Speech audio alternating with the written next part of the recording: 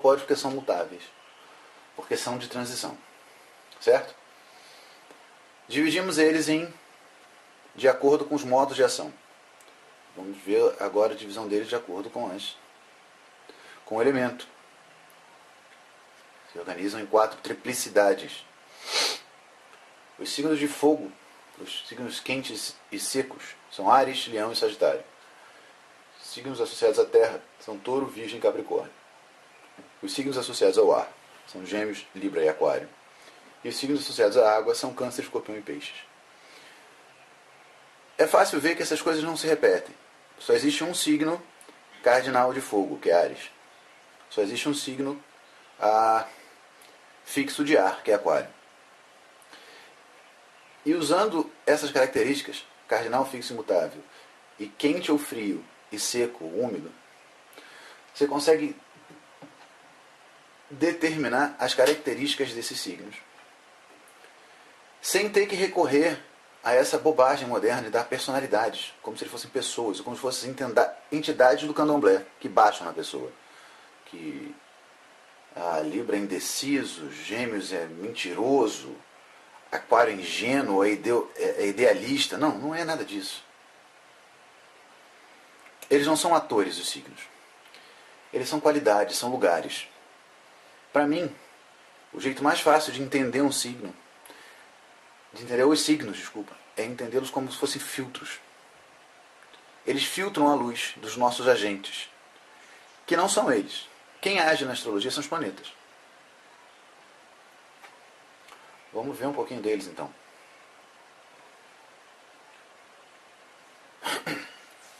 Planeta quer dizer errante, peregrino.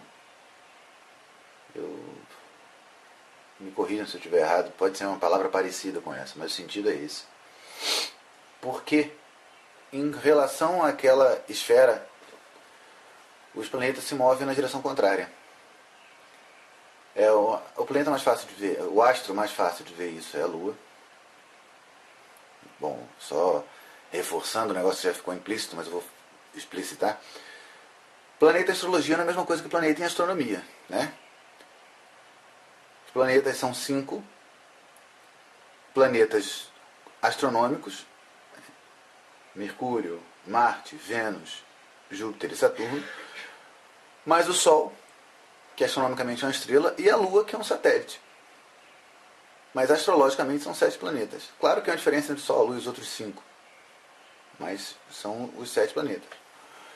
Enfim, a Lua é mais fácil de ver no céu, ela se movendo na direção contrária do céu. Se você observar a Lua e a posição das estrelas, você vai ver isso numa noite só. Mas os outros, você precisa de um pouco mais de tempo para perceber. Mas eles fazem isso. O Sol sempre em volta da eclíptica. A Lua se mexe dentro do zodíaco, para baixo, ao sul e ao norte da eclíptica, mas sempre no mesmo sentido. Os outros planetas se mexem ao sul e ao norte da eclíptica e parecem, de vez em quando, parar, voltar um pouquinho, parar de novo e seguir. Certo? Vamos ver um pouquinho de cada um deles. Quando eu falei mais cedo que o simbolismo astrológico não é gratuito, o Sol, ele está relacionado com o rei, com as posições de comando, com o pai, com o modelo, com o espírito, com os olhos, com a visão, com a decisão em si. Por quê? Ele que decide, ele que forma o dia e a noite. Se ele sobe, se ele está acima da linha do horizonte, o céu muda de cor, as estrelas ficam invisíveis, tirando exceções bastante parciais, como eu disse mais cedo, de Vênus, às vezes Júpiter, talvez algumas outras estrelas, e a Lua, dependendo da época do ano, todo mundo some. É ele que decide o formato da Lua. Então, essas coisas são associadas a ele por essa posição que ele tem com relação aos outros astros. A parceira dele, que juntos formam um casal real, ela percorre o zodíaco em 28 dias. É como se ela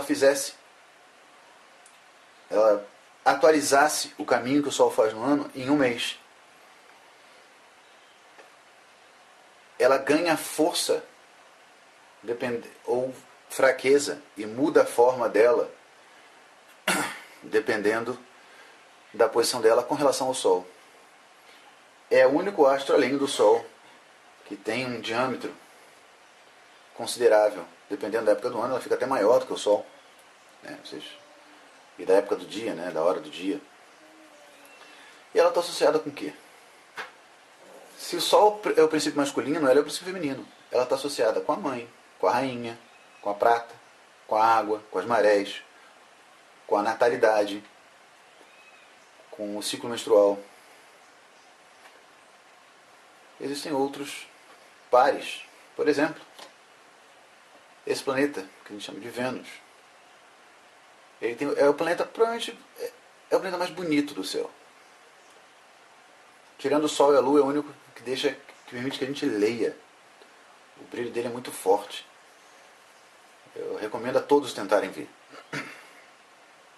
E ela está associada com a beleza, com o amor, com a união. O amor não só no sentido romântico, né? No sentido de união. Com várias coisas que podem ser reunidas no conceito de atração.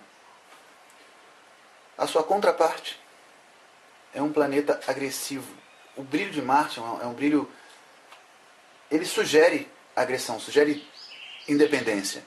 É um dos planetas superiores. Ele não, o ciclo dele ao longo do ano não parece ligado ao Sol. Ele significa ferro, guerra, divisão, briga, cortes. Também significa valor, força, disposição. E várias outras coisas a gente pode simbolizar com a palavra divisão ou repulsão. Existe um planeta que é quase tão bonito quanto Vênus, só que ele parece ser mais distante, ele é mais devagar, o brilho dele é mais fraco, ele parece estar mais no alto. É Júpiter, que significa as bênçãos, significa o crescimento. Ele é basicamente o planeta da expansão. Saturno, por outro lado, que tem um brilho muito fraco, ele é muito lento, é fácil de confundir o movimento dele com o de uma estrela. Ele parece estar parado se você não prestar atenção nele. Ele está ligado com o chumbo, com os limites, com o fim, com a morte, com a velhice, com a contração.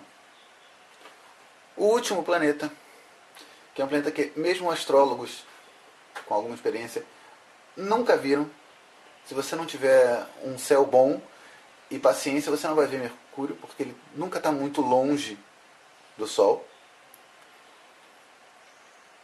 E ele tem um brilho faiscante. Ele parece... É diferente de uma estrela, mas ele lembra um pouco o brilho de uma estrela. E ele some. Ele está do lado do Sol, de repente você não vê ele, no dia seguinte ele está do outro lado. Ele é o planeta associado com a articulação. É o planeta da razão. É o planeta da concatenação das coisas. Do raciocínio. Ele, ao contrário dos outros, ele não tem um sexo definido.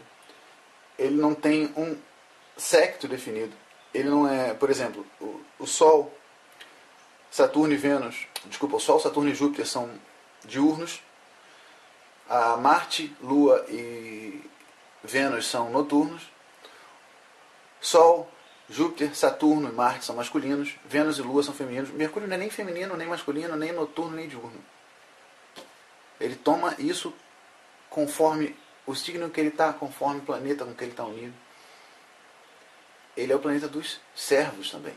Justamente porque ele não deve ficar sozinho, ele não deve guiar nada. Vamos fazer uma pausa e vamos para o próximo vídeo.